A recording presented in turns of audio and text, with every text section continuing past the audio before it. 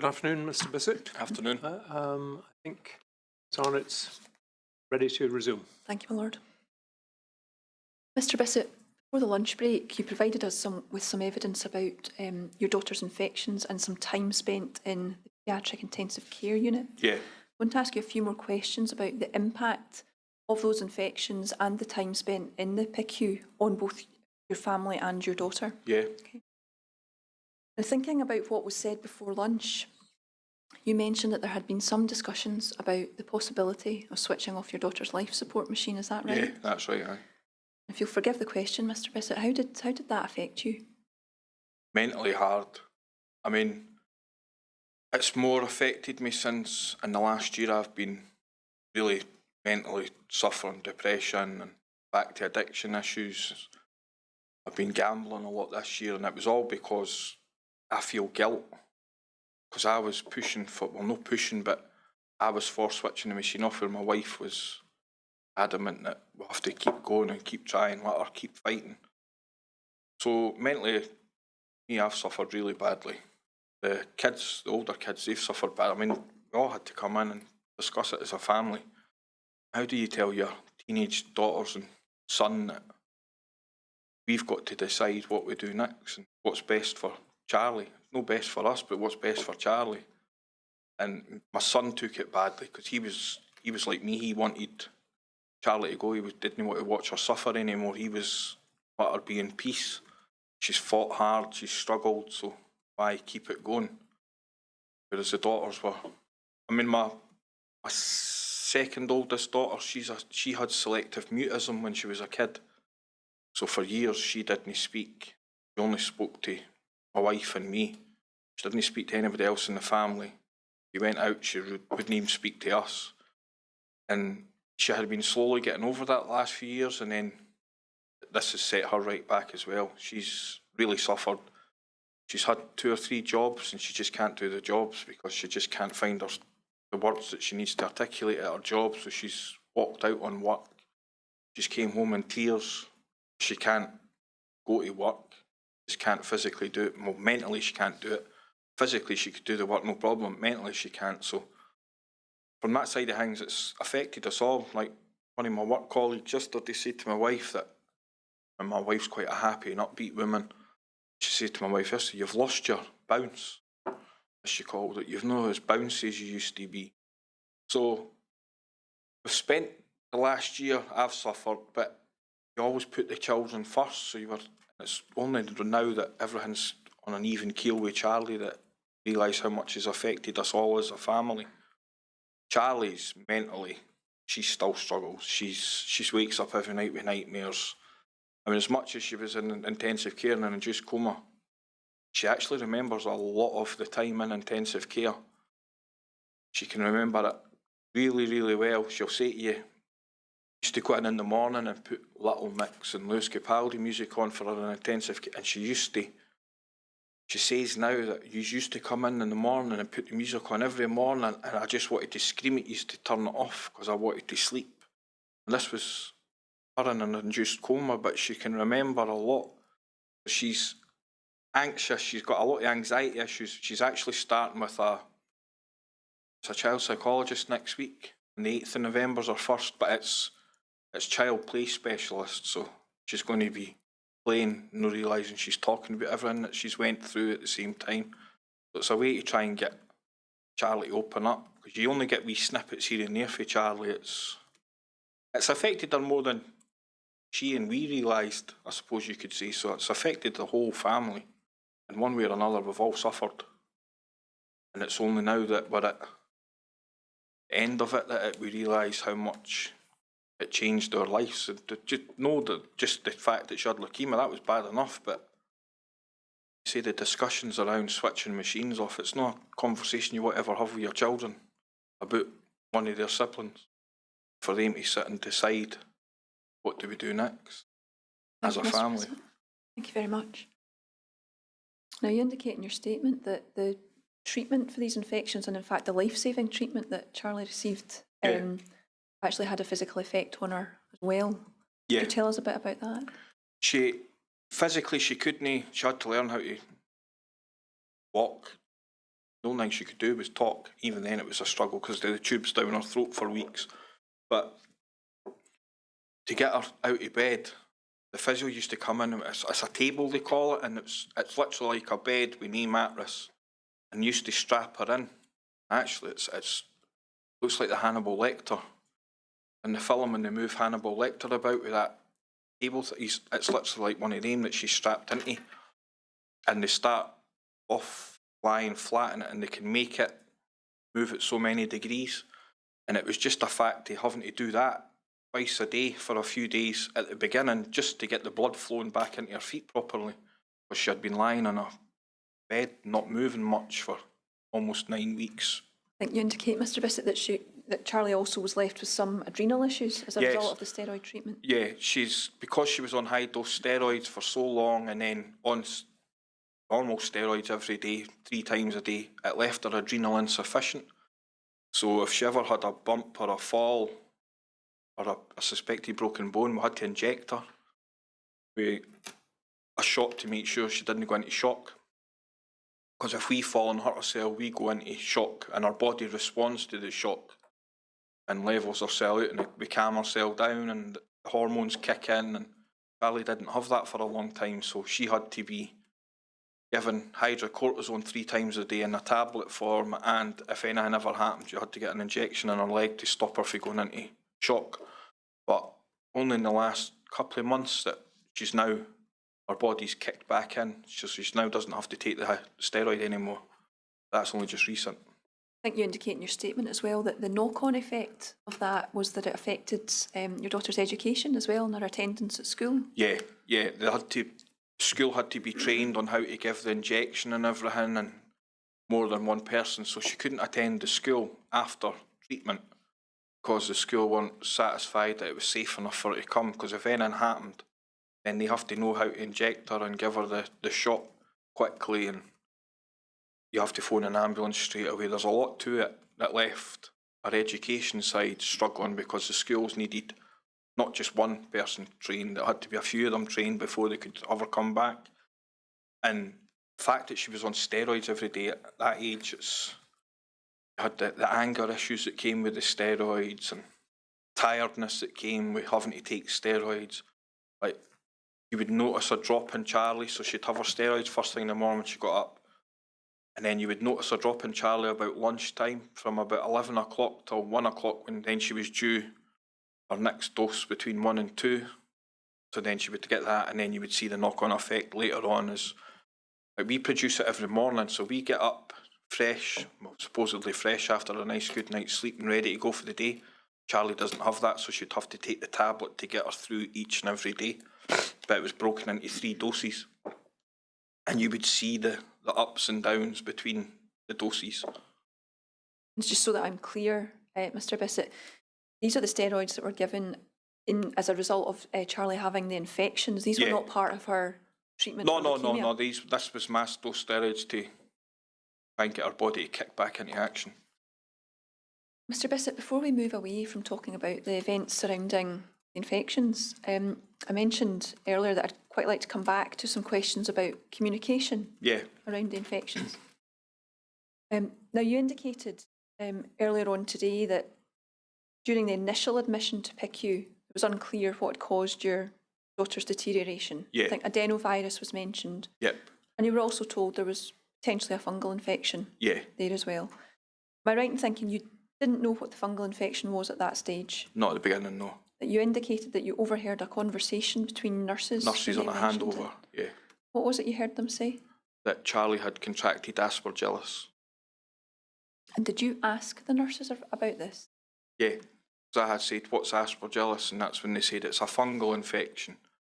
So I took a note of the name, because before that, all we had been told is Charlie had a fungal infection. We never ever got told what the infection was, or that was the first time I'd heard anything mentioned. I mean, you heard the handover every day, so you always knew what was being said, and the intensive care nurses and doctors kept you up to date and told you everything that was going on, but the treatment was always down to, like, what antibiotics and everything she was on in intensive care was always down to the oncology department. They were in charge of the infections, and they would say that because she's on a transplant, she needs to take this. So that was the first time we heard the name Aspergillus was on a handover between two nurses. And after you heard that conversation and you mentioned it to the nurses, did a doctor come and speak to you about that? No. Did you raise it with a doctor? The next day, yeah. I had went home and Googled Aspergillus and how you contract what's Aspergillus, and the fact that it was a fungal infection then linked up to what they'd kept saying in the hospital. And I says, well, I Googled how do you contract Aspergillus in the hospital environment. Because she hadn't left the room, I couldn't understand how she was ill when she'd been in that hospital since the last week of July and hadn't left the hospital after the Beatson Centre. She had never left that room. So I was like, well, how does she contract that? Is it me that's brought it in, or how did she contract this Aspergillus and what Aspergillus is? When you raised it with the doctor, what did the doctor say? That it was possible that was what the fungal infection was. It wasn't confirmed, it was just a possibility at that stage. And I think you mentioned earlier in your evidence that there was some mention of a possibly contaminated sample. Yeah, the first time that the fungal infection had shown up it was put down to it could be a contaminated sample, so we won't say yes or no, but we'll treat it anyway. That was a bit I couldn't understand. If it was a contaminated sample, why treat it? I don't think she's got it. Why give her certain drugs to treat this at the time? And I think you indicated that the medical staff then went on to carry out a bowel test. Yeah. Is that right? Yeah. And am I right in thinking that's quite an unpleasant procedure? It's no great viewing. It's now bearing in mind she's still on the ventilator. She's in an induced coma, and what they do is they get physiotherapy to come in, and it looks uncomfortable, but Charlie has since told us it was actually really, really nice to get it, and it actually made her feel better. Now, it's like they're throwing your child about in bed. They're really pressing down on the ribs and on the stomach and the chest, that they really are forcing movement in her chest. It looks quite violent, to be honest. And then they would go in with the suction and suck out everything that they had dislodged through the physiotherapy. But Charlie since has told us that every time they'd done that, she actually felt relief in her breathing herself. She could feel, like she describes it, it's like something stuck. And when they come in and done that, she always felt a bit better, that she could feel better. And it was after one of these tests that the physiotherapy make the body into the force, the movement in the lungs and in the chest, and then they suck out whatever they dislodge and whatever's in there. And when they were doing that, a lot of blood and that and mucus and that would come up, and that's when they discovered the Aspergillus, the bowel. That's when the diagnosis of Aspergillus was confirmed. Thank you, Mr. Bisset. How would you assess the communication around these infection events overall? From the oncology side, not good. From the PQ side, far, far better. But never ever got a confirmed diagnosis from oncology. They would hesitate and wouldn't say one way or another what definitively was wrong. Whereas if you asked the PQ doctors, they would say, this is what she's got this, she's got that, and this is how we're going to do it. And then you speak to oncology, well, how are you going to deal with what she's got? It was like you were fighting on two different fronts. You would get told for the intensive care doctors, but you'd get told a lot more for the intensive care doctors than you did for the ward round from the oncology. And you'd literally only see oncology 5 minutes a day. So it was like Charlie's their patient, but not their patient. She's in intensive care, so therefore it's under their care, but oncology are still meant to be checking in on a regular basis. I think you mentioned in your statement, Mr. Bisset, that in your daughter's discharge letter, there's mention of a fungal infection, but it's not identified. But it doesn't name it, no, it just says fungal infection. And that was a letter that would have been issued when, later in 2019? Yeah, when she was discharged fully home. Were you ever told at any point where or how your daughter might have contracted the Aspergillus infection? Not apart from how I Googled it, never. No communication in the hospital about that? No. I went looking and I wanted answers because I was coming out in the media, everything that was going on with the hospital at the exact same time as this was coming out about Charlie with Aspergillus. It was in the main news story on the Report in Scotland every night and in the newspapers every morning, and you were buying a paper and it was the front page news, and I'm thinking, well, wait a minute, what I'm hearing and what I'm reading is exactly what's happening with Charlie right at this moment. So you'd go looking for answers, and I'm still to this day. The management said that I had went to the media because I was getting nowhere. I tried to get answers and I was getting nowhere. So in the end, I contacted the Daily Record. They'd done an article in the Daily Record, and at the bottom of the article, they asked NHS Glasgow for their comments, and it said that they have spoken with the family and they're sorry that it took so long. I'm still to this day never spoke to nobody. I'm going to come back to that, Mr. Bisset, further on in your evidence, but just on the point you make there about hearing things in the news and starting to develop, I think, some concerns about the hospital. Yeah. Now, in your statement, you say that when your daughter was due to be released from the PICU, the plan was to, or the intended plan was to move her back to Ward 6A to recover. Yeah. Is that right? Yep. You expressed some reservations about that. Yeah. What did you say? That I refused to let her go back to Ward 6.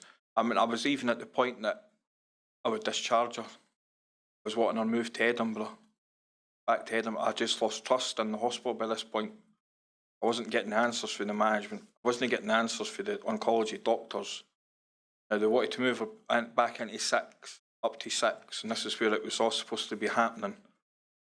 That's what I say, she's just fought for her life for the past 8 weeks in here, and you want me to send her to a ward that's linked to all these infections? Had your daughter been a patient in Ward 6A at this stage? No. No. But you had some reservations about Ward 6A because of what you'd seen in the press and heard from other parents? And then visiting Ward 6 when you're trying to track down oncology doctors. After she did end up in Ward 6 eventually. Yeah. But from your perspective at that stage, what were your concerns about Ward 6A? That it wasn't safe. From what perspective? Just with what you were seeing in the media. And when you go to visit Ward 6, every time you went up there was a different room sealed off, taped up, sealed off. And then when Charlie did, she moved back to Ward 4B. Now I know she hadn't been on 6 at the point, but the nurses and that are treating her are going between 6 and 4B. So they're back and forward between the wards anyway. And then when Charlie did go to Ward 6, she was in one room one day. Then she went home and she ended up having to go back in the next day, and the room that she'd been in was then sealed off, taped up. And she'd just been in that room before, and then she was back in again. So you lost complete confidence in the whole hospital, not just that ward, it was the hospital. I could just take you back slightly, Mr. Bisset, to the discussions you had about your reservations about Charlie going to Ward 6A. Yeah. You said you refused the suggestion that she should go back there. I think you indicate in your statement that some of the nurses on Ward 4B were supportive of your views. Yeah, very, very supportive. What did they say? Their hands were tied because they can't stand up and speak out. But at least 3 of them were willing to, well, 2 of them were willing to come with me to Ward 6A and talk with Professor Gibson and say that it wasn't safe for Charlie to come back up. Now, they weren't want to go on record. That's against other agreement or whatever it is that they have to do. But the nurses, a lot of the nurses were adamant that it wasn't safe. Charlie had been that severely ill, to put her in that high risk straight away wasn't safe. But ultimately, Charlie was sent back to Ward 4B. Well, yeah, she ended up back in 4B because I had refused point blank. She's not going to Ward 6, so she went back to Ward 4B for her initial treatment for the physio, and then she got moved to Ward 6. And can you recall roughly when she was moved to Ward 6? No, I can't remember. I think it would have been November time. I think you've just indicated a few moments ago that you saw some building works on Ward 6A when you were there. What was it you saw? Sealed off rooms, workmen going in and out rooms. But, I mean, it wasn't just isolated to Ward 6. When Charlie was in Ward 4B, Charlie occupied 3 different rooms because of faults in the rooms. And just before her transplant went ahead, the room next door, the girl that was in there had to be evacuated out of the room because it flooded. Now, bearing in mind you're 4 floors up, how can a room flood? But it flooded. That was the room right next door to Charlie, so the girl was moved out of there and her mum was moved out of there, and then that was sealed up for days. It was sealed and zipped shut. Mr. Bisset, I think you mentioned in your statement some other concerns that you had about what was happening on Ward 4B, particularly around water safety. Yeah, I'm going to ask yeah. you some questions about that now, Yeah. if that's okay. And just for anyone looking at the statement, we're at around about paragraph 48. When you initially went on to Ward 4B, so I think it was the 21st of July, Yeah. 2019, did you see anything then that caused you concerns about water safety?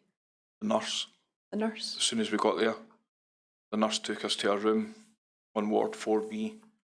The first thing she told us is, don't drink the water. If you want a drink of water, ask one of the nurses and we'll get you bottled water.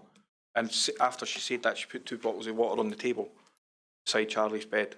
Now that was the first thing, and this was before it all came out in the media, but at that point I'm thinking, well, it's obviously because she's transplanted, it's just bottled, sealed, sterile water.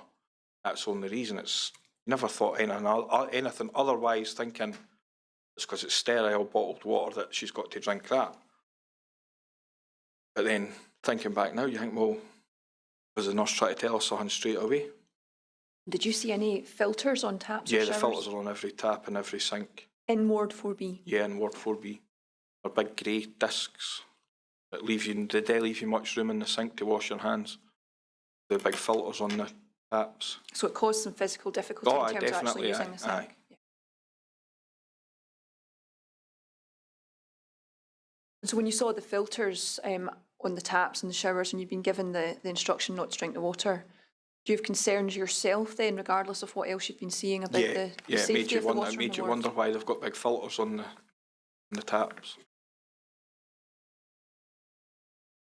And was there ever any communication with you from, apart from the nurse, when you first went, was there ever any communication with you about water issues?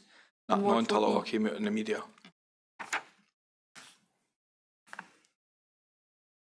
Mr Bisset, I'd like to ask you now about some of the other building related issues that you observed in the hospital. I think you've already indicated you saw those in at least 2, if not 3 wards where you were. So if I might think firstly about the PICU ward. Yeah. Did you observe any issues on that ward that caused you concern? Charlie's room flooded. Sink, the water came up out the sink and out the floor at the sink.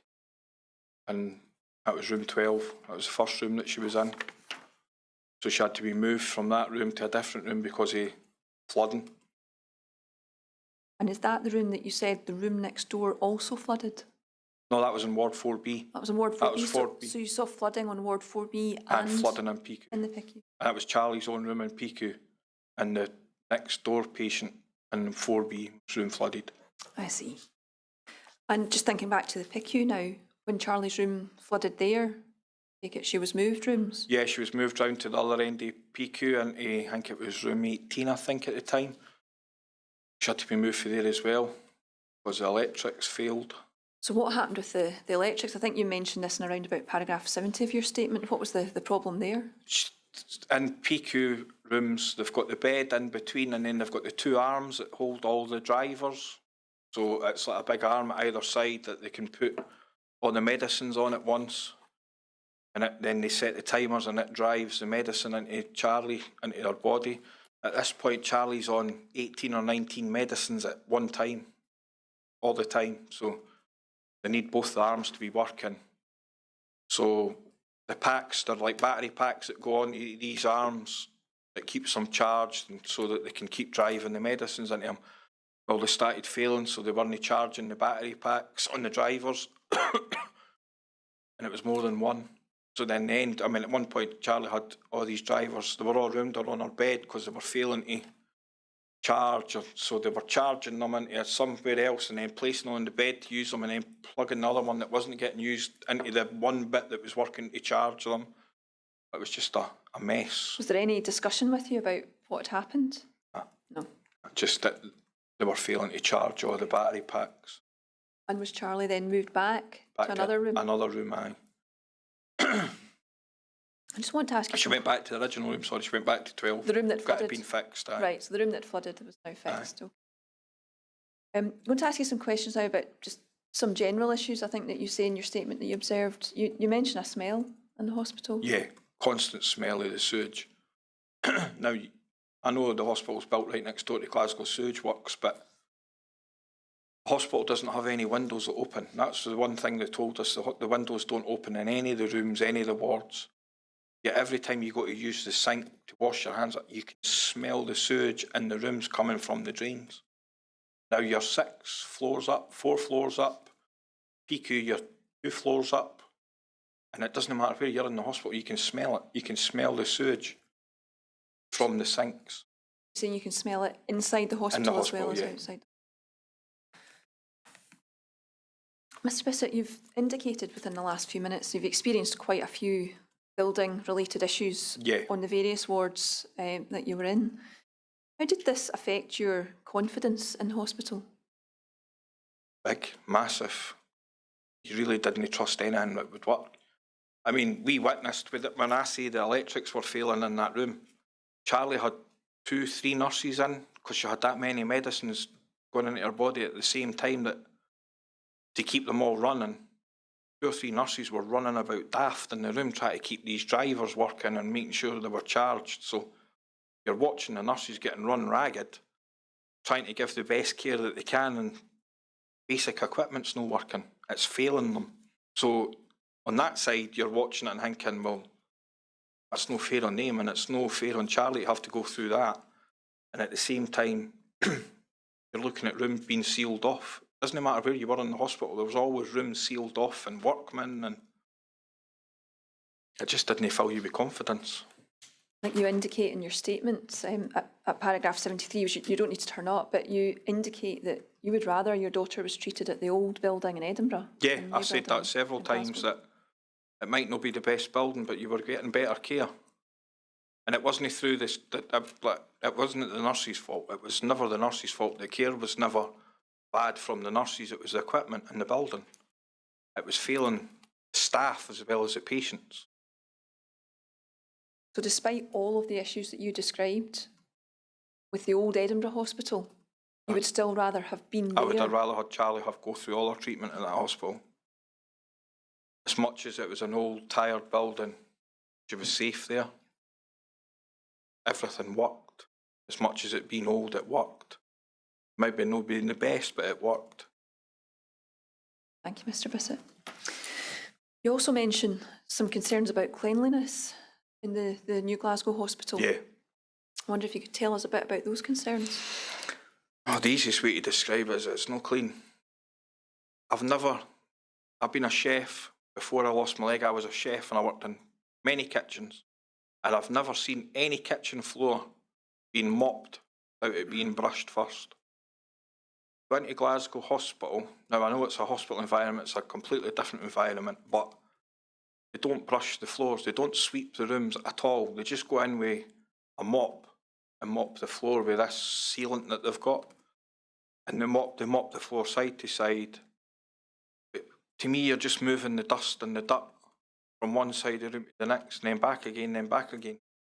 Surely you should sweep a floor. Everybody knows you sweep a floor before you mop it. You're not cleaning the floor with mopping it. You're just moving the dirt. So that was a big concern. Straight away, you're looking, and then the fact that I'm taking my trainer off. I was wearing white trainer socks. Now they'd come in, they'd clean the rooms. Now, I don't walk, but I still have to get up and go to the toilet and use my foot. And my white sock by the end of the day would be black underneath, and I mean black. You would literally bin the sock, you'd wash it, and it would never be white again. And this is in a room that's meant to have been mopped and cleaned. And so on that side of things, terrible. I really just didn't understand why a floor didn't get swept. I've never understood that. You also mentioned an experience when your family was in the PICU. Yeah. And I think at one point you were asked to go back to Ward 4B. Yeah. To do something. Charlie had been in intensive care since the Sunday. Tuesday afternoon we get a phone call. Now, we had just been told on Tuesday morning that Charlie might not make it through the day. We need to get the family in. Then I get a phone call on my mobile in the afternoon, and it was Ward 4B asking me to come up and clear the room because they need the room. Now, aside the fact that I'd just been told a matter of hours that I might not have Charlie in a matter of the next few hours, she might not be here, they're telling me to come up and get my room cleared because they need the room. So when we went back up to clear the room, now, remembering Charlie was ill before she went to intensive care, And we're not just talking the heavy breathing. She was sickness and diarrhoea. There was a lot going on with Charlie. And she was being physically sick. She wasn't making it to the toilet. She was having to wear nappies. And we went back to the room to clear it. And this was the Tuesday night, I think, Tuesday evening, Wednesday morning. Might have been the Wednesday. 4 days. It was the Wednesday. It was the 4 days that she'd been since she'd been in the room. And my lunch was there for the Sunday lunchtime. It was still on the tray in the room. The sick bowls that Charlie had been sick in on the Sunday morning were still in the room. There was a dirty mess that Charlie had made on the bed was still on the bed. Now, I get the nurses are busy and the cleaners are busy, but this was 4 days after Charlie had vacated that room to intensive care. And nothing, and I mean nothing, had changed in the room. It was like she left the room, they closed the door, and that was it, they left it. The sick bowls were everywhere for Charlie being, she was really ill in the morning.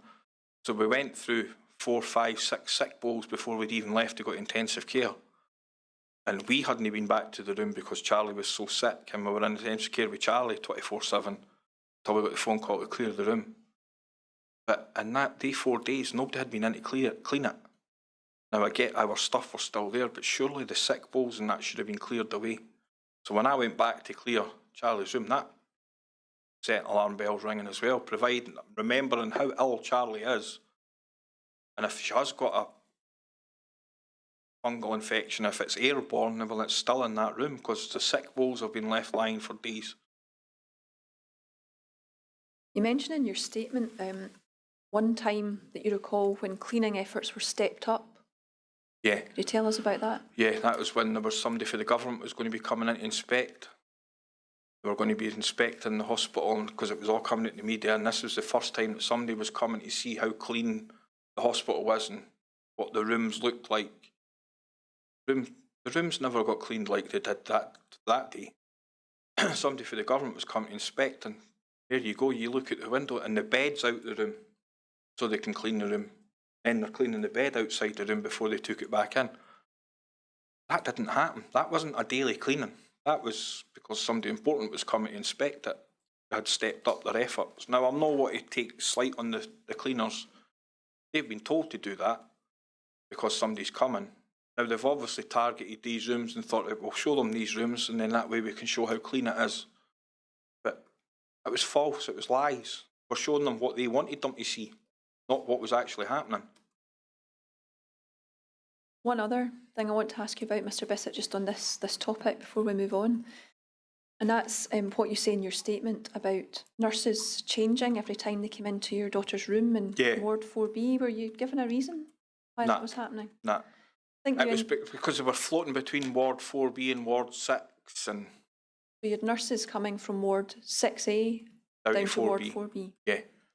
And I think you indicate that they were physically changing in the before room. They were coming into the room. Yep. Now, if they have got something for Ward 6 and it's airborne, fair enough, they're changing, but they're doing it in the room. They've come in with the gloves and the apron on, then they take them or rip them off and put them in the bucket and put clean ones on. Surely you should be doing that before you enter a child's room that's immunosuppressed. Did the nurses say anything about this? Nah, not at the time, nah. But even when it was coming out in the press and the media and everything, the cleaning, not just for the government side of things, the cleaning changed when it all came out in the media. Like the drip stands, they wouldn't get wiped down as much as they did before, but because the nurses are coming for Ward 6 and Ward 4B, and it was in the media, that's when they started wiping everything. Drip stands, a lot, it wasn't just the floor that they were focused on, it was everything was getting. So that changed as well. What a nurse would touch got wiped, whereas before that wasn't happening.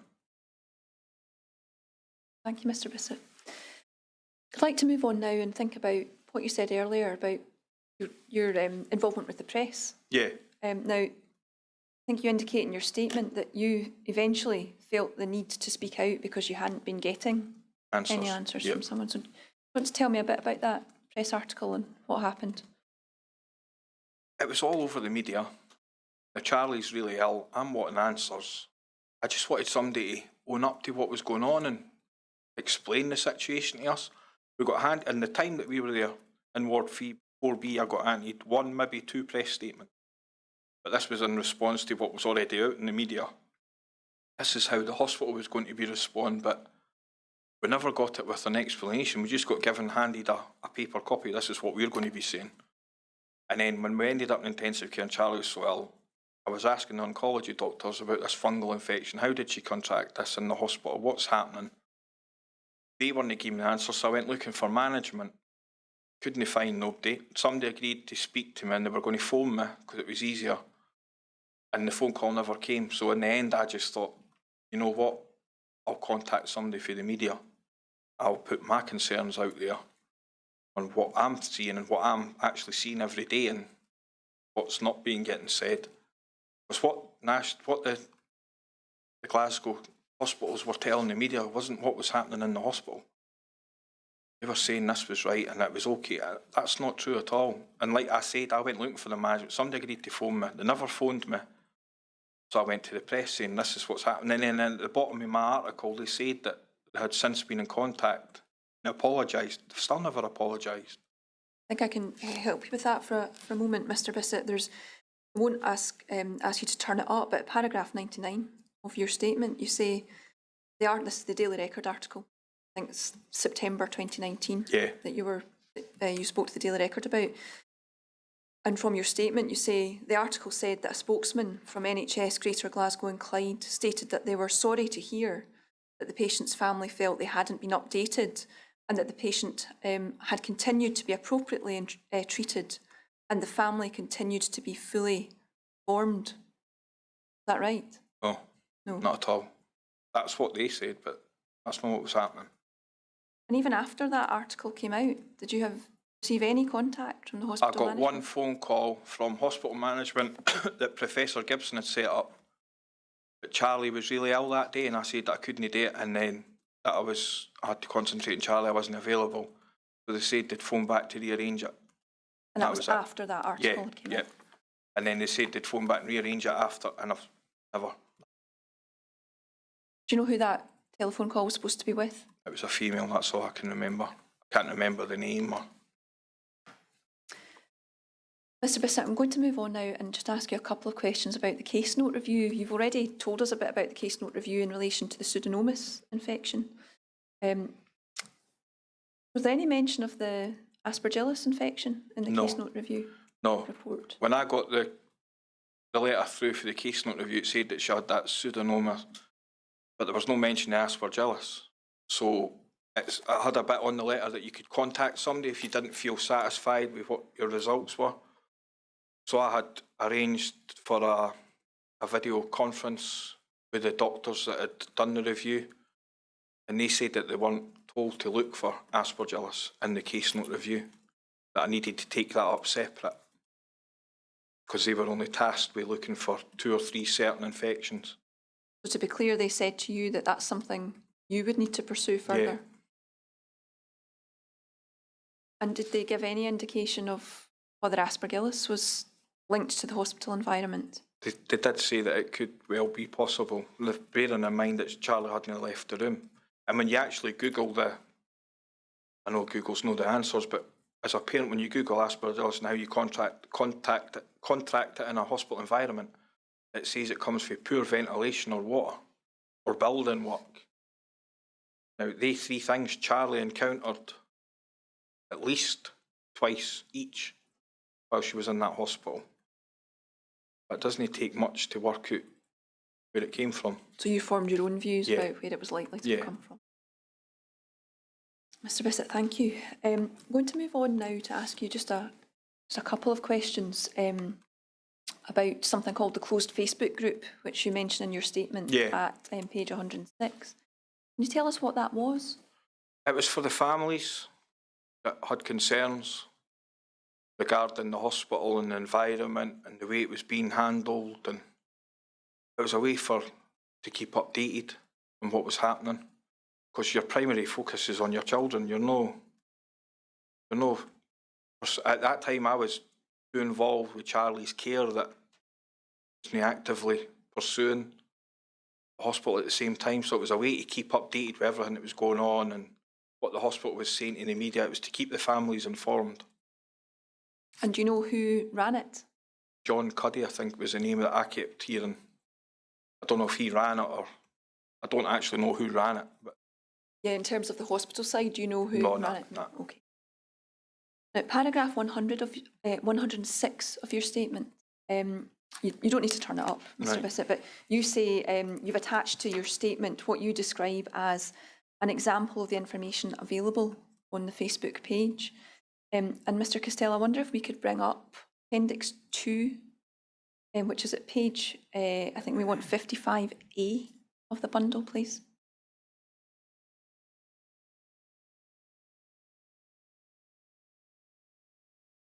Mr. Bisset, you should be able to see in front of you what's included at page 55A of your statement. Have you got that?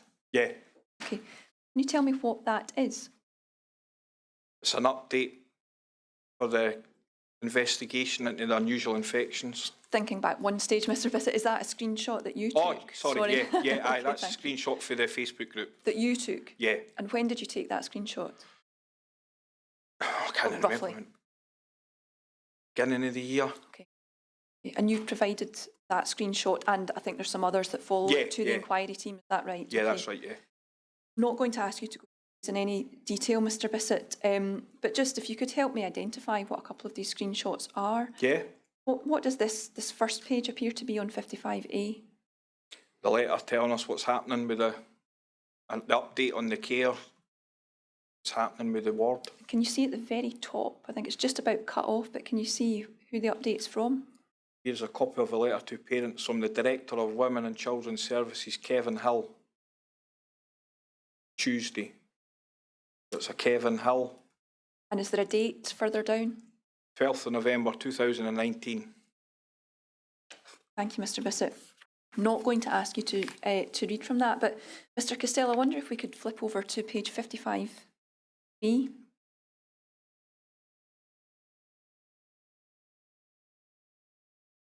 Mr. Bisset, is it your understanding that that's a continuation of that letter? Yeah, yeah, Yeah, and I think that goes on for a few more pages. yeah. I wonder if, Mr. Costello, if we could flip over to 55F.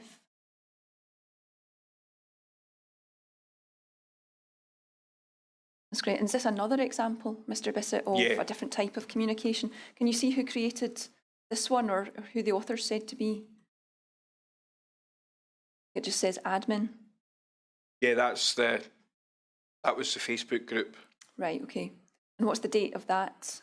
the 4th of October 2019. Okay. And can we see from that there's an indication that John Brown, the chair of Greater Glasgow and Clyde, and Jane Grant, the chief executive, would be visiting the ward? Yeah. Ward 6A. That's the Mr. time that they were cleaning the wards for the VIP. Right, because we can see in paragraph 2 of that statement that there was a planned visit, I think, or Yeah. there's a statement from the Cabinet Secretary, is that right? Yeah. Okay, so that was linked to that visit Yeah. that you described. Okay, thank you. Mr. Costello, we can take that down now, thank you. Mr. Bisset, just to conclude your evidence now, I want to ask you to reflect on the impact that all of this had on you and your daughter. Now, you've already given evidence that your daughter was already facing a difficult journey in her fight against cancer during this time. I'd like you to think about the additional challenges that she faced in relation to that journey caused by the experience that she had at the hospital. Could you describe that experience on your daughter? It's been hard. She's really struggled to fight back and get to where she is now. As much as she's done so well, she's over near finished. She's been 2.5 years leukemia free, but mentally it's left a lot of scars. Glasgow, she dreads going to Glasgow, even for a literally in and out visit. She doesn't like going up there. She'd happily go to Edinburgh Hospital, no bother. Tell her it's an appointment at Edinburgh, she's fine. You tell her it's an appointment at Glasgow and she starts panicking.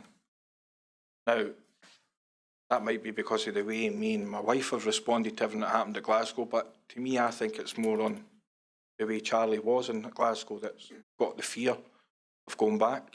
I mean, I know I get the fear when we go up. If I never have to see Glasgow Hospital again, I'd be quite happy. Mr. Bisset, I'm going to ask you now about the impact on you and your family about this. You've already provided earlier today quite a lot of evidence about the impact on you. I I'm going to ask you to read from a couple of paragraphs from your statement, Yeah. if that's okay, where you Yep. sum up that impact. Mr. Castell, could we please bring up paragraph 126?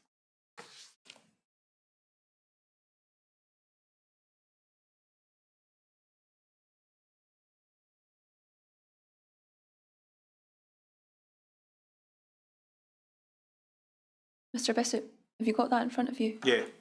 Could you read paragraph 126, please? Yeah.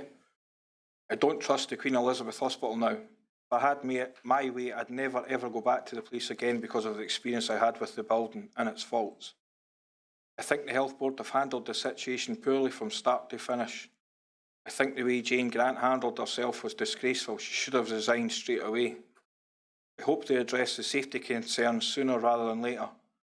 As I said, we were one of the lucky ones. My Charlie came home. We don't have much to do with it anymore, but I fear for other families, other sick kids, other sick adults that have to go into that hospital. The concerns they've got with ventilation and water are alarming. There's always a risk of catching something when you go into a hospital, but it shouldn't be through the negligence of the building work, the ventilation or the water system. That shouldn't be happening, especially in the 21st century. It's billed as Scotland's super hospital, but there's nothing super about it. Thank you, Mr. Bisset. Mr. Castell, if it's okay, could you please turn over to paragraph 128? And Mr. Bisset, I'm going to ask you to read a second paragraph. Yeah? Okay, could you please read out paragraph 128? Yep. The impact of the lack of communication left me angry and frustrated, even to this day. We're almost 2 years in and we're still not getting any answers. I know the inquiry is dealing with it now, but it shouldn't have to be happening. If they had just been open and honest with the families from the beginning, we wouldn't be in this situation. I know the hospitals maybe had major problems, but why hide it from the families? Send your kids to hospital to get better, not to get worse, and not to lose your kids. Some of the families did. We consider ourselves lucky because Charlie came home. You know the risks involved because of the transplant side, but you don't expect the risks from the building and the water side of things. It doesn't make sense why you would build a hospital right next door to a sewage plant. Thank you, Mr. Bisset. Now, I'm going to come on and ask you for your concluding comments, but there's one other thing I'd like to just touch on very quickly, if that's okay. Yeah. Now, you've indicated at the very beginning of your evidence that you had some experience in the new Edinburgh Hospital. Is that right? And I wonder if you could just tell us a little bit about your experience there. It's good. Hospital's clean. It's fresh. Charlie's more relaxed going there. She always was relaxed at Edinburgh, but feels more at ease visiting that hospital. You feel safer, and I know that it took a long time for it to open. I think the fact that it took that bit longer to open makes me and my wife feel a bit more safe about taking Charlie there, because you know that everything that happened at Glasgow, maybe they've addressed it with the new build before they opened it, so maybe they have learned from their mistakes at Glasgow and not done it at Edinburgh as well. Did you have any concerns about the hospital in Edinburgh, the new hospital? Only because of what happened at Glasgow. And the fact that it's the same companies and the same problems, you think, well, are we going to be safe going visiting there with Charlie? But like I said, the fact that it's taken as long to open, maybe they have learnt and there has been a bit of time taken to make sure that it's not happening again. Thank you, Mr. Bisset. Before we conclude, Mr. Bisset, is there anything else you'd like to say that you've not had the opportunity to say yet? No, I think I've covered everything. It's just the fact that we didn't blame the nurses at all. It's never been about the nurses and the doctors.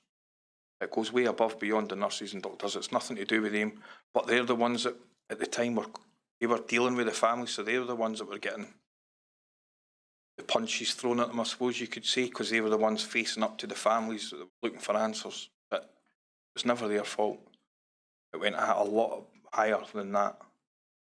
And on our side, we just want answers. We just want an apology. For two and a half years since it happened, and we've still not had an apology yet. All we're asking is for a sorry, and that they've learned from their mistakes, and it'll not happen again. That's about that. Thank you, Mr. Bisset. Thank you. My lord, I don't have any further questions for Mr. Bisset. Thank you very much, Ms. Arnott, and thank you very much, Mr. Bisset, coming and giving your evidence in person, but also in giving very detailed and very clear written witness statement, which, as I think Ms. Arnott explained at the beginning, is part of the evidence that we have to consider. So thank you very much, and you're now free to go. Thank you.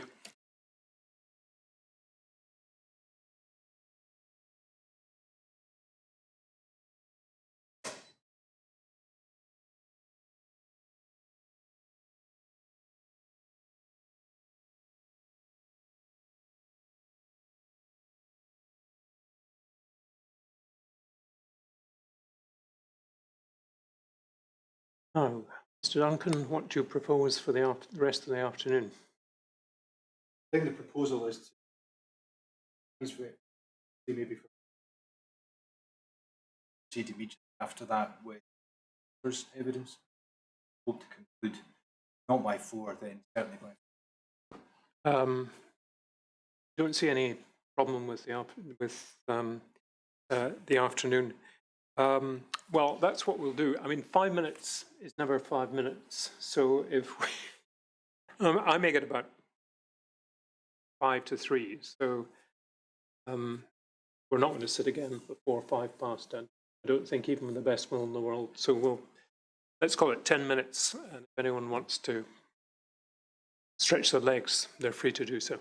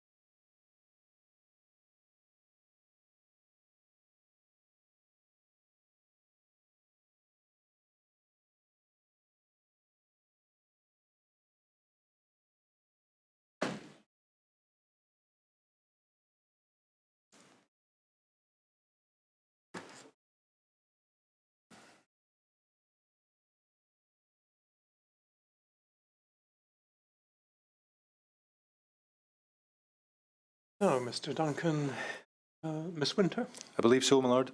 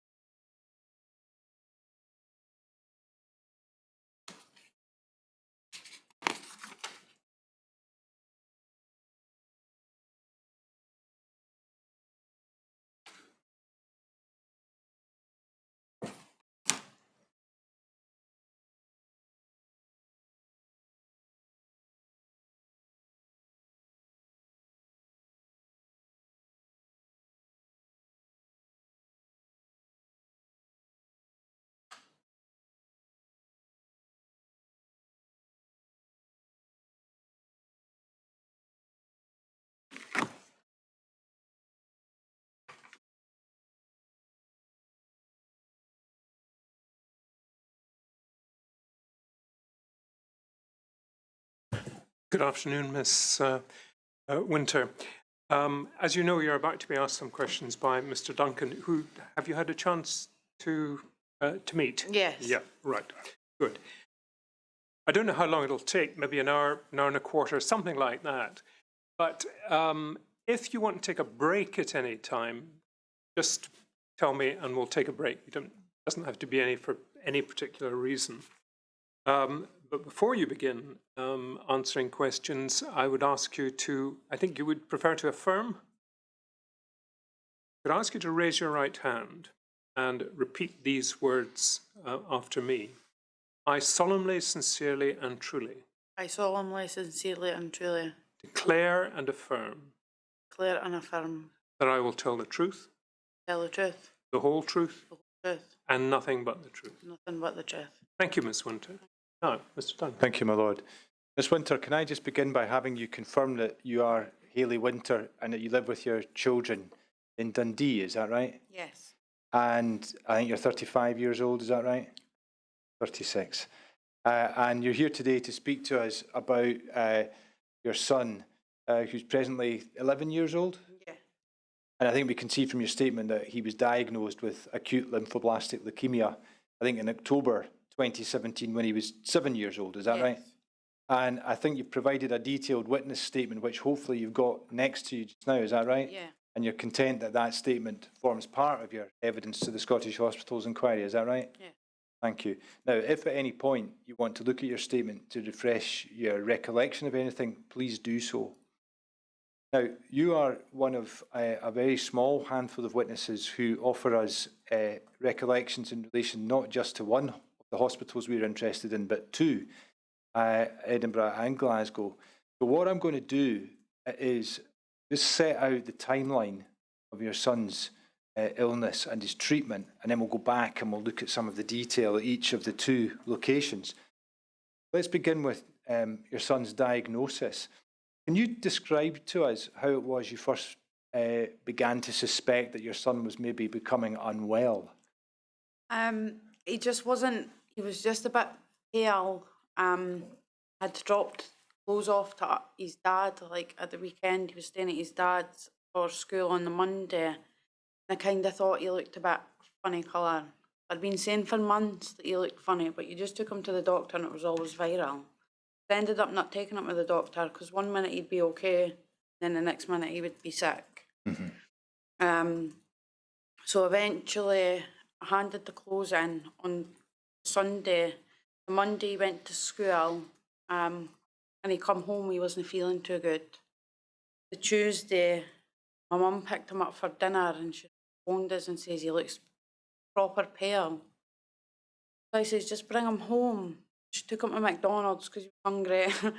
And she brought him home. He was sick. But he'd ate a McDonald's burger after it and he wasn't sick. So I knew it wasn't viral. But I just left that, put him to bed. Like, he was all right. Put him to bed that night and says to my partner, Darren,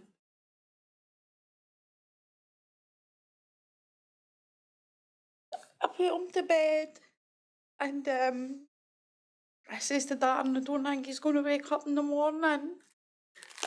He looked totally dead. But like that, I can't. Darren was like, he'll be okay.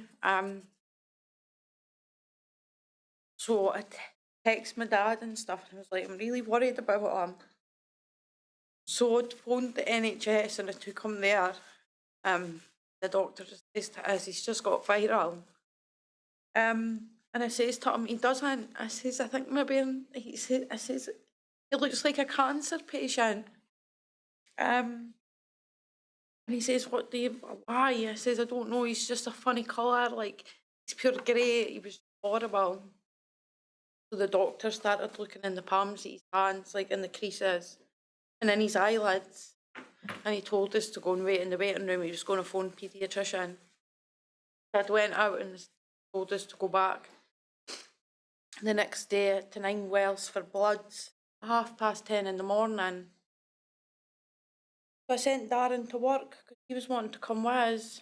I just sent him to work and I says, oh, could everyone be all right? Like, what could, like, everybody was telling me I was going off my head saying my son had cancer. So I just really thought I was going off my head. And then I went to the hospital and they did bloods for him. One of the doctors pulled us in the room and said, he's anemic, and do you know why? And I said, yeah, he's got cancer. And I think, am I right in understanding that that's when you did get And that's just, yeah. confirmation of what you had suspected for some time, and it was acute lymphoblastic leukemia? And are we right in understanding that there was a recommendation that your son be transferred to the new hospital in Glasgow at that point? Is that right? Well, I think he was meant to go to Edinburgh, but there was no beds left in Edinburgh. Yeah. So he had to go to Glasgow. That was the next day we got transferred to Glasgow. Garvey's dad went with him in the ambulance and I just followed in the car, me and Darren. Now, you very helpfully provided us with a timeline of Garvey's treatment, and that's at the back of your statement, and I'm not going to take you to that just now. As I indicated a moment ago, what I'm going to do is just have you set out very briefly the key events, and then we'll go back and look at them. So I think we can see that Garvey was, to begin with, an inpatient in Glasgow. Is that right? Yeah. And that would be between late October and November, is that right? Yeah, for 2 weeks. Yeah. And am I right in understanding that that was in Ward 2A of the Children's Hospital? Yes. And am I right in understanding that during this period, Garvey had a Hickman line fitted? Yes. And I think we can see that he underwent chemo, bone marrow aspiration, I think, and lumbar puncture, is that right? Yeah. And would this be the first of 2 stays in the Glasgow hospital? Yeah, this was the first day. Yeah. And I think we can see he was then home mid-November 2017 for a couple of weeks, is that right? Yeah. Told us we would stay in Glasgow for 4 weeks, but after 2 weeks, Garvey was doing quite well. Yeah. So we got to go home and he just went to 9 Wells. As an outpatient? Yeah. Yeah. And that would be getting routine blood tests, getting his line flushed, that sort of thing, yeah? Yeah. Now, I think we can see that towards the end of November, there was a bone marrow aspiration at the Royal Hospital for Sick Children in Edinburgh. I'll just call it the Sick Kids from now on. Yeah. And were you content that he went to that hospital rather than to the new one in Glasgow? Well, at first when Garvey went to Glasgow and then he got transferred to Edinburgh, I wasn't wanting to go to Edinburgh. because I'd already been to Glasgow, I'd already knew the nurses and stuff. So it was kind of like starting over again, going to a new hospital, needing to meet all the new doctors and nurses again. Yeah. So I preferred to stay at Glasgow, but they said no. Yeah. Um, Now, was Garvey an inpatient at all during this period in Edinburgh? he was an inpatient from, we got out, I think maybe the 18th of December. Right, yeah. That was when he then began a period of being an inpatient in Edinburgh, is that right? Yeah. And I think we can see that at this point, at least, it wasn't looking as if the chemo was doing its job, is that right? No, he had failed chemo, so he had to go back to, that's why he had to go to Edinburgh for a new. And so he was admitted to the Edinburgh Hospital, the sick kids. I think we can see from your timeline from about the 18th of December to early January, is that right? And was that Ward 2? Ward 2, yeah. And then after that, I think, is he back at home and he's in and out of Ninewells for a spell, is that right? Yeah, he would just go home maybe for a week or two, maybe 3 weeks if we were lucky, we would just be waiting on like bone marrow results to see if this chemo had worked. And I get, sorry I interrupted, please continue. So yeah, then we would just need to, that's what we'd get home for. And if like he had spiked the temperature or that, we would just go to Ninewells. Yeah, and am I right in thinking that once again it looked as if the chemo wasn't working properly at this stage? I think, like even to the end of his treatment, Garvey still got a high percentage of cancer in his bone marrow, but he doesn't get treated obviously for it now. And I think there was a further admission end of January to mid-February 2018, once again at the sick kids in Edinburgh, is that right? For further chemo. Then again, back to Ninewells. And I think, was that the stage you were quite keen to see him coming back to Dundee, having closer to home, is that right? Yeah. And I get the sense that by this stage, it looked like chemo was actually looking like it was proceeding quite well, is that right? No, they were all obvious that they just, none of the chemos really worked. They just kept his bone marrow just stayed at the same. Right. So nobody really knew what was going on. So this is how they just pumped him full of loads of chemo. Because they didn't understand like what was going on. Thank you. That's helpful, because I think we can see from the timeline that round about March, there's then a discussion about what to do next. Is that right? Yeah. There was a few discussions. Like if we should stop treatment, because they obviously didn't know what to do. And was at that stage that there's actually a sort of international dimension to the discussion, Italy and Washington, I think, is that right? The doctors had says like we'd maybe need to go to Italy or Washington. I think it was Washington at first. For I can't even remember what treatment it was. Then they didn't know. We'd just go in for like another chemo, and then obviously that didn't work, and it was just those discussions of going to Italy. Stuff like that. Yeah, and I think eventually was there a discussion about having a particular form of antibody treatment? You had two of them, but one of the Blinitizumab, I think it's called. That was the one that you had to go to Glasgow for. And so we can see that I think there were some more daycare appointments in Ninewells and in Edinburgh, but then, as you've indicated, I think is it April 2018 he goes to Glasgow to do the antibody treatment, is that right? Yeah. And I think we're right in understanding that then that's his second inpatient stay in Glasgow, and again, is that on Ward 2A? Yes. And on this occasion, did he still have his Hickman line at this point? Yeah, he still had his Hickman line, and he's like he'd have always had that for 6 months. And that was fine. When we were first in Glasgow, it was obviously a wee bit infected and stuff like that, but they said it was just kind of clear up because it was new. Yeah, well, that's helpful, because one of the things I want to go on and ask you about later is the infection that he had in Glasgow. And I think, again, just getting the timeline just now, we will look at that in a minute, but are we right in understanding that that led to his Hickman line being removed? Yes, And that was about the 2nd of May, is that right? yes, And I think then on antibiotics in connection with the infection, is that right? yes. For a spell. He then gets a new Hickman line, is that right? Then he gets a new one, Yeah, and eventually, I think it's around about the 9th of May, the antibiotics are stopped, is that Yes. right? And eventually is discharged on the 25th of May, is that right? Yeah. Just on the Hickman line, I said I wasn't going to ask you any points of detail at this stage, but actually I am going to. On the Hickman line, do you have a recollection of there being any caps or any coverings on the Hickman line? Yeah, they used to put a green cap on the bottom of his Hickman line, so, and they would tell you it had like a wee gauze thing in it. It was where, I think it was like an antiseptic Yeah. sponge thing in it. They used to put it on the bottom of his Hickman line so it wouldn't get infected. And was that something that he had from the very start of having a Hickman line, or was that something that came later? No, I'm sure they got put on at the start. Right. Okay. When we first went in, because when we went to Dundee on Edinburgh, they didn't have a clue what they were. So they had never seen the green caps, because we'd asked them for them, like, we got more of the green caps, and they didn't know what they were. So the green caps were something you associate with Glasgow, is That that was right? only in Glasgow we ever got them.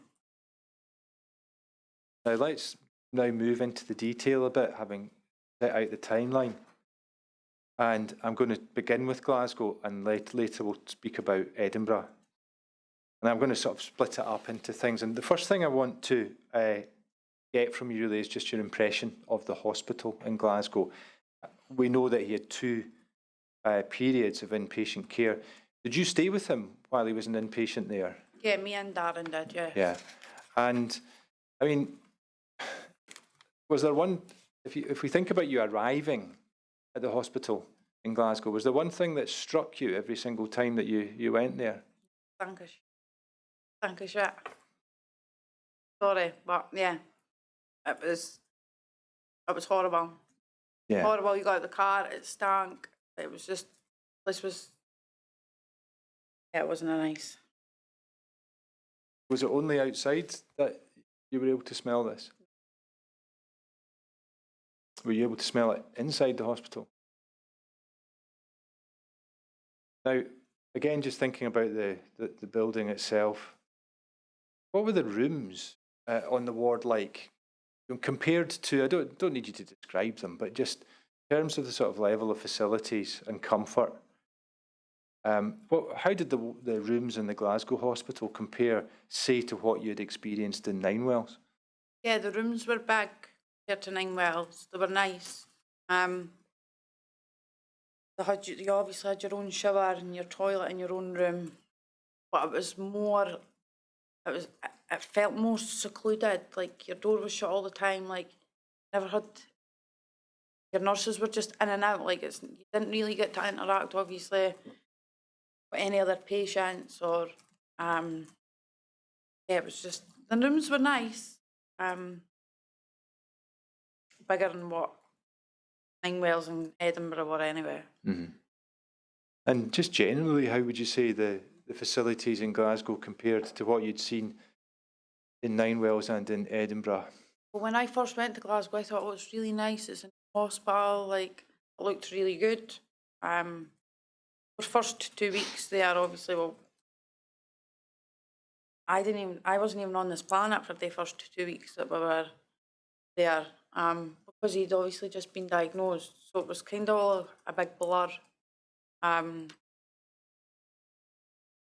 until we went back the second time, that's when I kind of realised there was something not right with the hospital.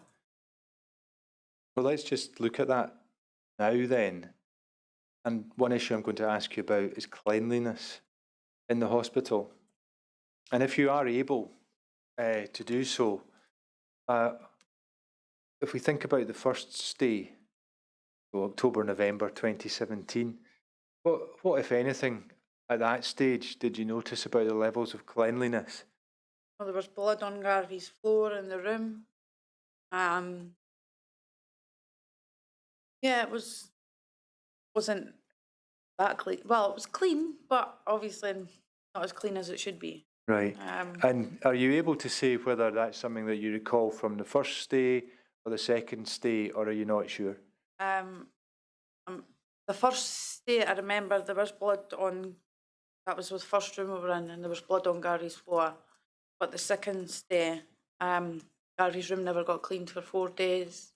Our bins never got emptied for 4 days. I had obviously inquired about my bins getting emptied after they'd not been emptied for ages. Gary really wasn't, that was when he had that infection. He wasn't really good. Nobody come in to clean the room, nothing like that. Yeah. Now, I want to move on to another topic in relation to the Glasgow Hospital, which is the use of water on the ward. Now, again, if we just begin with your first stay, first inpatient stay, and then we'll move on to the second stay. And again, if you're not able to distinguish between the two, or if you don't have a clear recollection of either of them, just say so. Thinking about that first stay, can you recall whether there were any restrictions on the use of water during that first stay? No. Is that something you're quite clear about? Yeah, I think I'm positive about, because I'm sure when we went back the second time, or when we were maybe in the first time, that's when the filters got put on. Oh, actually. But my dad, he had asked, the boys were in changing the filters in the room when Garvey was there, and my dad had asked why they were on taps. But it just says it was for more protection for the water. Right. Yeah. What you say in your statement, Miss Winter, just to help you a bit here, is at paragraph 45. I'll just read it to you. Say the first time we were in the Royal Hospital for Children, we just used the water as normal. We didn't have any problems. Does that indicate that you weren't aware of any particular issues at that time? No, we weren't aware. It wasn't until the second time I went in that I was more aware of. Because the first time like that, he was just first diagnosed, so it was all it was all obviously new to me. I wasn't really taking much in.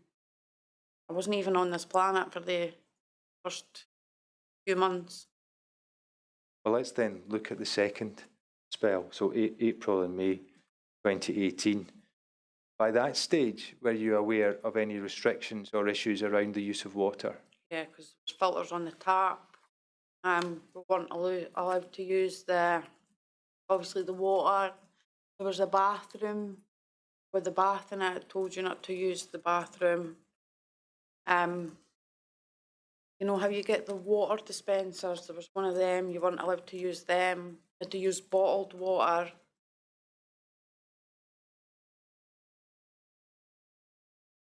Yeah. I mean, do you recall, if we just take some of those in a wee bit more detail, do you recall being given any instructions about the use of water?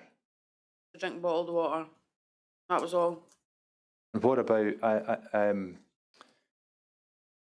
washing? Were we allowed to? No, we weren't told. Like, Garvey obviously went in in the April, and then I put him in the shower, and I'd says about getting an infection, and they were like, no. And I says to Darren, I really don't want to put him in the shower, but I did. The next, that was it. From then on, that was when he took that funny turn. Speaking of water, Miss Spencer, I wonder if you could maybe tell her, I think. Sorry. Not at all.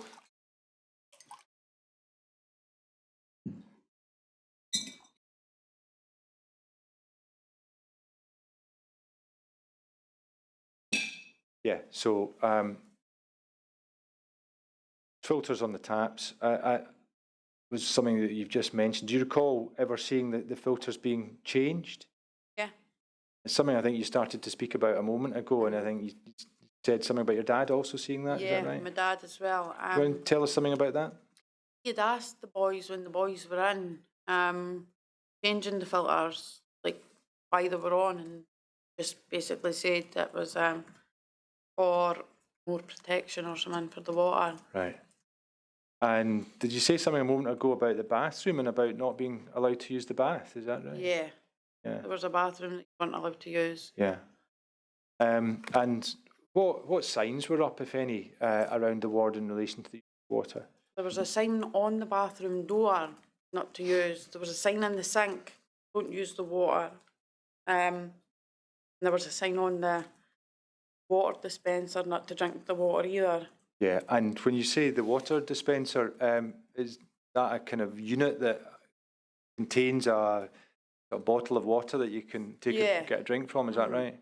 And there came a point where those were not to be used either. Is that right? Yes. Now, did you or somebody with you take photographs of some of these signs and some of these things? Is that right? Yes. Mr. Castell, I wonder if we might just have a look at those, please. We start at page 77 of bundle 7.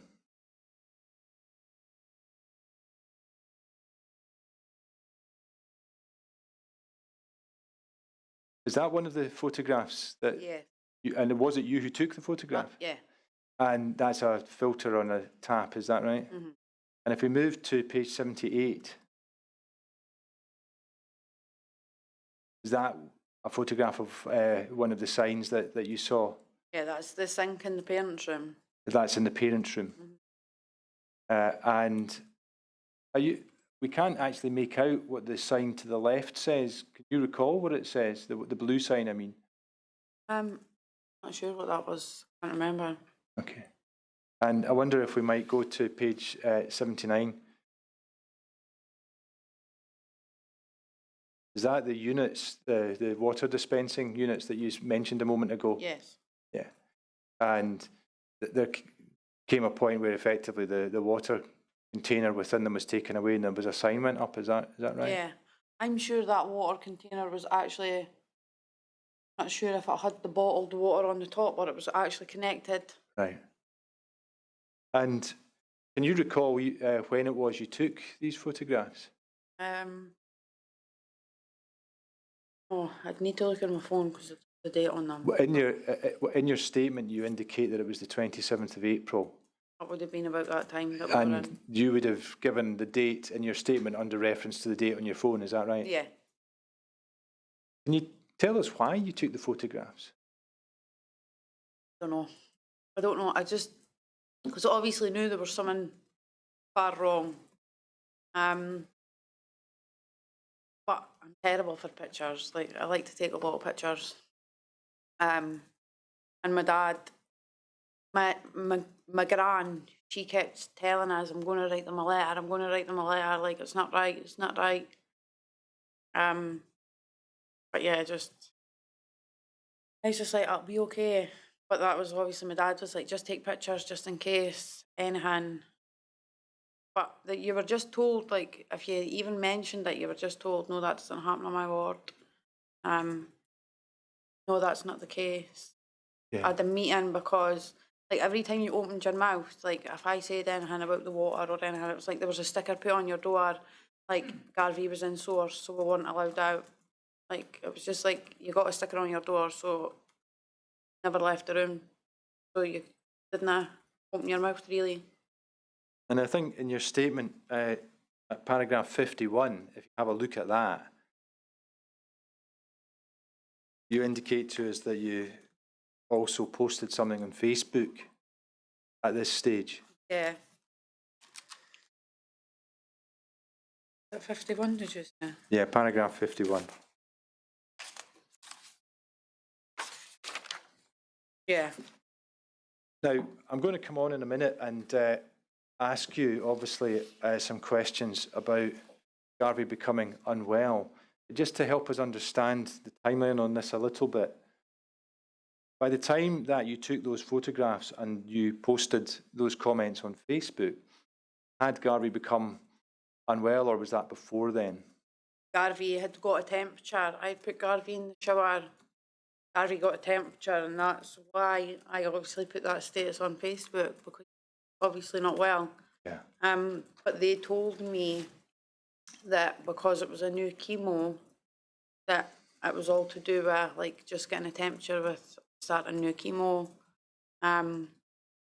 Until obviously I knew it was an infection in his line. Yeah, and I'll come on to that now. But before we do that, maybe let's just go back to the very start of what you just said there, and indeed back to my questions about water.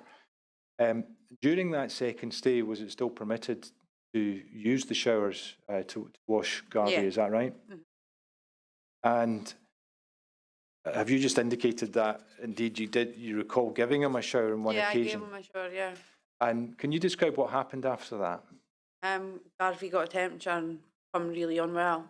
Yeah, can you describe in what way he became unwell? Well, he started getting a temperature, and then he had like it was like a fat. That's what I could only describe it as. But the nurses called it Rigenin, I think. Rigering? So it was just, yeah, that's it. It was just like he was fitting, but his temperature was obviously too high. And he had his wee pal, and his wee pal was visiting. And they were playing the computer, and he was all right. And then next minute, he just would do this funny shaker, and I was like, "Oh, what's going on?" Like, obviously never seen it before. So they got the nurse, and she'd come back in. She says, "If it happens again, he's going to need to get a cannula and will not be able to use his line." And it happened within minutes, and all these doctors and nurses come in, started like this, gave him a cannula, and when they were flushing his cannula, or flushing obviously all this water into his arm, they had not put the cannula in right. His arm become really swollen, but he was screaming, "It's hurting, it's burning," but they wouldn't listen to him. And then like after 5 minutes, like his arm was just going bigger and bigger and bigger, and it was obviously all the water in his muscle that not put the cannula in properly. Yeah. And that was when the first time he'd ever says to me, "Mum, I'm scared."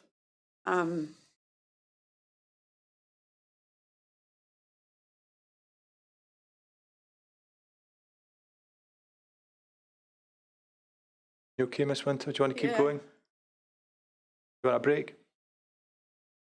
Right. Okay. Well, maybe if we just go, just pick up on some of the things that you've just said. So there's a temperature, there's this, as you describe it, it's like having a fit, is that Yeah. right? And the nurses say this is something called rigering. And I think you've just indicated, and you indicate in your statement, that was there a discussion that if it happened again, Garvey would have to have a cannula, is that Yeah, right? and his line would have to come out. Yeah. And Whereas when it happened, he was all right, and Darren had went over for a shower, and he come back, and this had all happened in like 45, 50 minutes. yeah. And he come back, and I was like, he needs to get his line out, and he's like, "What's happened?" Like, it just happened that fast. Yeah. But yeah, they blamed that was on his chemo. Well, obviously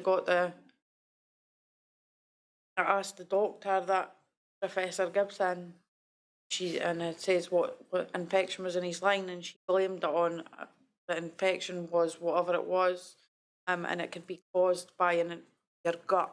But I didn't understand that, because your gut, the line went into his veins, like. But I just believed her, because she was the head doctor, like, and it was either her way or no way. Like, she told you. Your son, it was your child, but she told you what was happening. Yeah, well, I'm going to come on to that discussion in a minute. But yeah, so I think you've indicated that I think the nursing staff said if it happened again, the line will have to be removed, and it did happen again, is Yeah. that right? And as you've described, Garvey given a cannula, and they put fluid of some kind into the cannula, and Garvey was screaming in pain, is that right? Yeah. And the line was eventually removed, is that right? Yes. Now, Garvey would need to go under general anaesthetic for that, would that be right? Yes. Yeah. And he would then have to have a further general anaesthetic to have an operation to give him a replacement Heckman line, is that right? Yes.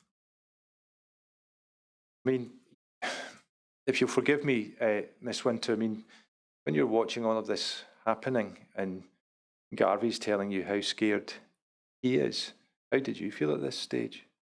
I was dying.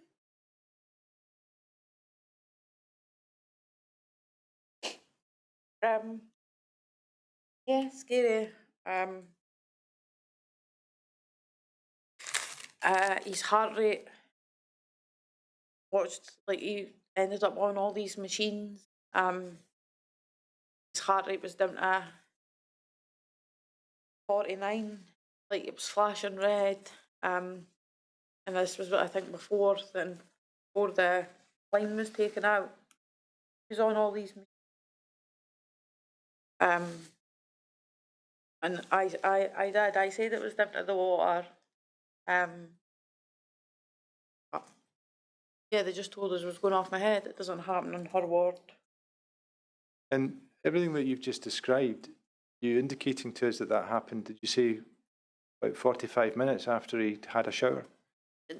No, Darren had went away, left. Like, I'd put him in the shower when we got there. Oh, I see. He'd obviously had the temperature for like a couple of times. And then he started this Rigenin or whatever. And yeah, and that's when his line had to come out. Or I think they maybe left it in, I can't even remember. Like, it was, but as soon as he done that Rigenin, line come out straight away. Like, that was within, an hour. And he went on to antibiotics at that time, is that right? Yeah. I think he And- was on antibiotics, obviously because he had the temperature, so they just put them on antibiotics when he gets the temperature anyway, just in case the infection. Yeah. And I think you've already indicated that presumably he'd recovered enough to go through the procedure of having a new line on by the 5th of May, is that right? Yeah. And I think the antibiotics, you've already said, stopped on the 9th of May, is that right? Yeah. Now, I want to now move to the discussions that you had at the time about this incident. And if we just try and go through those chronologically, what explanation, if any, was there at the time for this incident? None.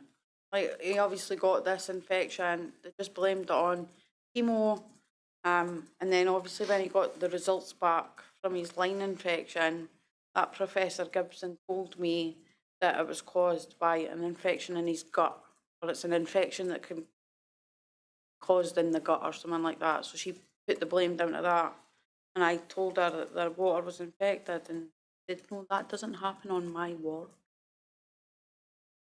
So to begin with, are you indicating to us that the understanding, or at least the explanation from the ward staff was it was to do with his chemo, is that right? Yeah, basically, yeah. And then did that move to an explanation that it was a line infection, is that right? Mm-hmm. Yeah.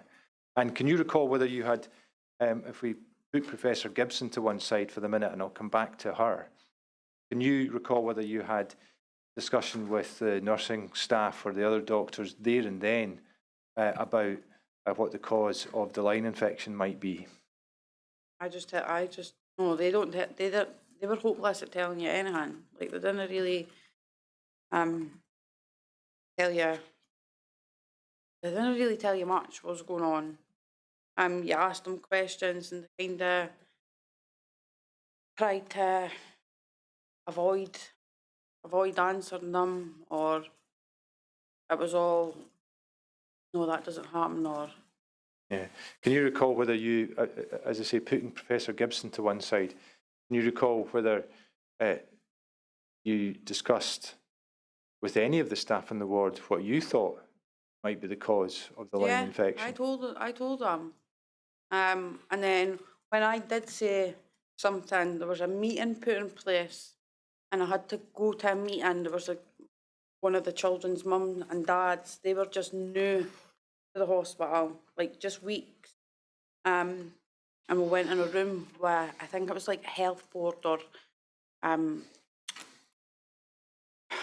infection control, maybe something like that. A woman went in a meeting with her, and I told her, and I said, I know what the water's contaminated with shit. And she was like, oh, and that was that. Like, that's all I'd say is like the room not being cleaned, stuff like that. And then that was that. I never really heard, there was nothing ever said anything else about the meeting. It was pointless. But I think they just did it, obviously, because I was obviously saying stuff. Were you the only parent at this meeting? No. There was another mum and a dad. sorry to interrupt, but was that, if you can recall, was that a mum and dad of the same child or of two? No, mum and dad of the same child. And in terms of who was there from the hospital side, you've indicated somebody from the health board. You also mentioned infection control, and you Yeah, it mentioned a woman. Their infection control or the health board. It was only one woman that was in the meeting, us three. And it was either like, I'm not sure, it was like a health board or infections control woman or. And what's your recollection of why the other two parents were at the meeting? That I had said to them about the water. Do you want to, like, there's a meeting going on, do you want to come in? So they had obviously come in as well. I think there wasn't offers, maybe, I don't know, to any other mums or that, but it was only just us that went in. Right. And can you recall what was said by the person from the hospital? Not right, no. It wasn't even a long meeting, it was maybe like 5 minutes. It was just me basically telling her what I thought was the matter with the hospital. That was it, there was nothing else. And what you said was that you considered that the water was contaminated, is that right? Mm-hmm. And what was the response, as far as you can recall? No, well, that can't happen. Do you have a clear recollection of that? Yeah. And you then mentioned another of your recollections is meeting Professor Gibson, is that right? Mm-hmm. That was in Garvey's room, I spoke to her. And can you recall whether that was before or after the meeting that you've just described, or are you not clear? I'm not sure. Can you tell us about the meeting then, or the discussion with Professor Gibson? That was just in Garvey's room. We had a meeting. She'd obviously come in, I think she was maybe doing morning round or whatever. And she said about the infection that was caused by a gut, whatever. And I told her, no, I think it's to do with the water. The water's contaminated. And she said, oh, definitely not on my ward. Like, this doesn't happen. Nothing ever happened on her ward, though. And can you recall whether you had any discussions with her, or indeed with anybody else, about Garvey being put on antibiotics? Not sure. Right. Like, they would just tell you, do what they obviously had to do. Tell you they were giving him antibiotics for his temperature, but they wouldn't tell you. Obviously, it was just if he had a temperature, they were giving him antibiotics for that. But not why it was caused or. Now, still on the subject of Garvey's infection, I think we can see from your statement that Garvey's case was considered by the independent case note review, is that right? Yes. And did you receive a copy of the individual report in relation to Garvey, is that right? Yes. And have you considered that? Have you read it? And Yeah, but I didn't really understand that. It wasn't until I spoke to Stephanie that she told us that microbiology had discussed to take, or told them to take Garvey's line out way before that they did decide to take it out.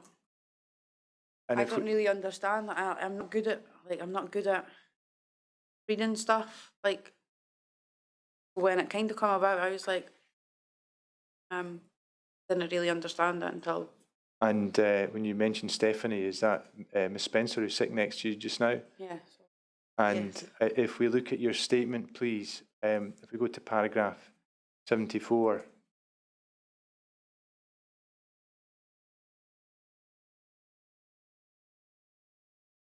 That's the section in which you discuss the case note review. And are we right in understanding from what you've just said that it was really discussing things with Miss Spencer that led you to understand really what it was the review was saying about all of that? Is that Yeah. right? Yes. And you've summarised that there. Is that correct? Yes. Thank you. Now, I want to move towards the conclusion of this bit of your evidence in relation to Glasgow. And I want to just have you start to tell us a bit about the impact of what you went through and what Garvey went through. And let's just start with Garvey. What was the impact on him of the line infection? Yeah, it wasn't good. He obviously was scared. He hated that. A big scary thing for him. And on you? Impact on you? Yeah, bad. Like I obviously says, like when I say a lot of stuff like, it's like you say like that, I said that the water was contaminated, and obviously everybody says, no, I'm going off my head. So actually I really thought, that maybe I'm going off my head. That's what kind of made you feel like. Yeah, just made you feel, I don't know.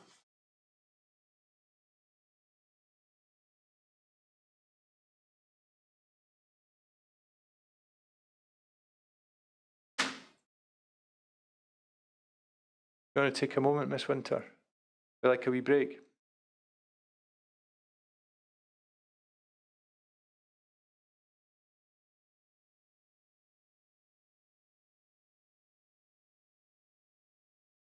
Yeah.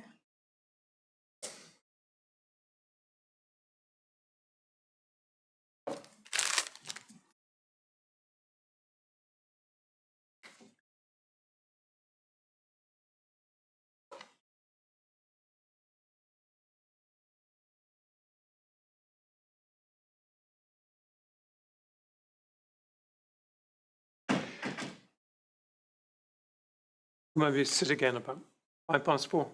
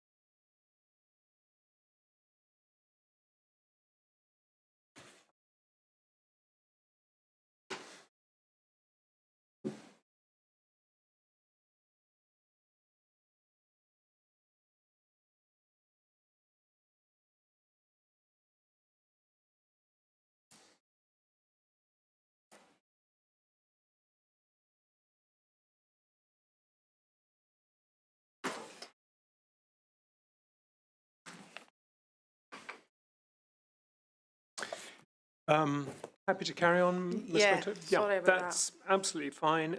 Say, whenever you want a break, feel free to just say so. Oh, Mr. Duncan. Thank you, my lord. Ms. Winter, I've only got another couple of questions to ask you about Glasgow. I think we can see from your statement that you watched the BBC disclosure programme. Are we right in understanding that you contacted the health board after that? I contacted the health board before that about stuff, but I think it was just to try to get Garvey's notes and stuff back. And then obviously I seen that, I contacted them again, and then I contacted one of the girls that had done the programme, and said if I knew that was happening, I would have said something about it on the BBC. And that's when I kind of knew from then that there was something the matter. Obviously there was all this going on. I wasn't just the only mum that thought it went off my head. And the second thing I was going to ask you about, you've just touched on, that's Garvey's notes. You tried to get Garvey's medical notes from his time in Glasgow. Yeah, I tried to get them from Glasgow, and I tried to get them from Edinburgh. Tried to get them from every hospital that he was in. Was basically told from Edinburgh doctors that they can give me notes, but they could hold back notes if they want to. So if they didn't want to hand out a specific note, like specific set of notes or whatever, like they didn't need to do that. And did you eventually get Garvey's I notes? got notes from Garvey, and I'm sure there was stuff missing from the notes, or like there was stuff not put into, like stuff that had happened that wasn't put into his notes, wasn't wrote down or. Thank you. Now, let's move on then to think about your experiences in the sick kids in Edinburgh. What was your impression overall of Sick Kids Hospital in Edinburgh? First went there, and obviously it was just not long after Garvey had been to Glasgow, and Glasgow Hospital was obviously pretty, it was new. I went to Edinburgh and it was like old building. We were there obviously in December, like you were able to see your own breath. It was freezing.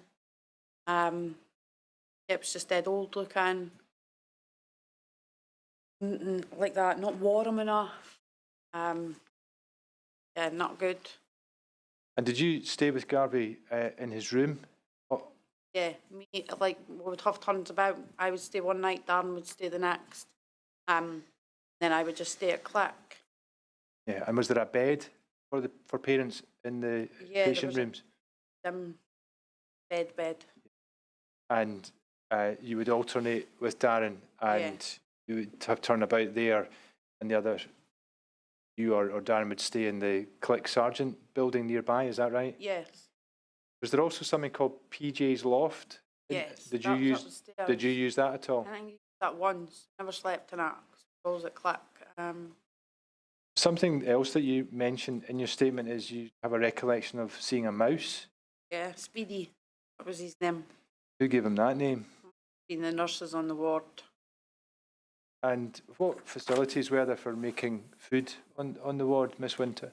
Oh, we couldn't make. There was a kitchen, but if you needed toast or that for Garvey, you would need to get the nurses to do it. Like, we weren't allowed in the kitchen. We weren't like, if we had to make food, I had to go over to Click and make food and bring it over for them, or go out and get food from a takeaway. Can you remember if there was a toilet on the ward? Toilet for parents to use, I mean? No. You had to go out the ward, take a left, go through a set of doors, take a right, then your toilets, your parents' toilets were there. Now, do you indicate in your statement that you were aware of delays to the transfer to the new hospital, is that right? Yes. And can you tell us a wee bit about that, please? Yeah, well, they were obviously meant to be moving and they just obviously got delayed. Wasn't really sure why. And then I think somebody had said there was maybe a problem. Then they got delayed again. I think they got delayed a few times. But I wasn't really, we weren't really told why, like there was a delay. Can you recall whether the delays had any impact either on you or on Garvey? Well, we were meant to be going, I think Garvey was meant to be going for like bone marrow or an appointment. He was maybe going in for chemo and it had to be delayed because he was going in around the time that they were meant to be moving. And then they obviously didn't move, so had to just go to the old hospital. And do you recall a time where it looked as if actually everybody on the ward, including the staff, had been ready to move and they'd made preparations to Oh move? yeah, everything was off the, like, everything was moved off the ward. It was only just basically their beds, their machines were left. Yeah, all the outside and everything had graffitied on because it was obviously moving. And when you say it'd been graffitied on, people had written messages on the walls, is that right? Yeah, But on this occasion, the move didn't happen, is that right? yes. And did all the stuff come back to the hospital, as far as you can recall? I'm not sure. Not sure. And are we right in understanding from your statement that there was also a point where the click facility nearby the sick kids was closed? Yeah, that had moved to the new hospital because they had built a new click house near the hospital. So they couldn't obviously run 2 click houses, so they had to move to the new hospital and that click house was closed, so it was about a 20-minute drive. Especially in the morning if it was busy, you had to drive to click. That was hard, like especially when if he was hungry and you had to feed him, you couldn't just nip over to click, you had to drive all the way to the other click. How would you describe the communication with patients and the parents of children in relation to the delays around the move? Not great. I was just basically told that they weren't moving and that was it. And are we right in understanding that you have visited the new hospital? Is that right? Yeah, just the once. Yeah. And what's your impression of the new hospital? It was pretty, like it was nice, it's a new building. But I always just worry that it's the same as Glasgow. Thank you. Ms. Winter, I have no further questions for you. We'll have your concluding remarks in your statement. I just wondered whether there was anything further you wanted to say today before you conclude your evidence. Thank you very much. My Lord, those are all the questions for Ms. Winter. Thank you very much, Ms. Winter. Thank you for coming and giving your evidence in person this afternoon, but also for giving your written statement. It's, as Mr. Duncan explained at the beginning, they both form part of your evidence, the inquiry, and will be considered together with everything else. But thank you, and you're now free to go. Thank you. Thank you very much.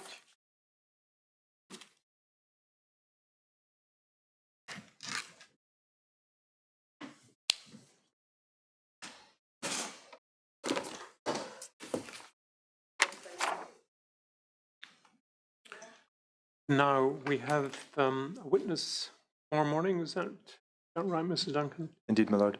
Well, we shall adjourn until 10 o'clock tomorrow. Thank you.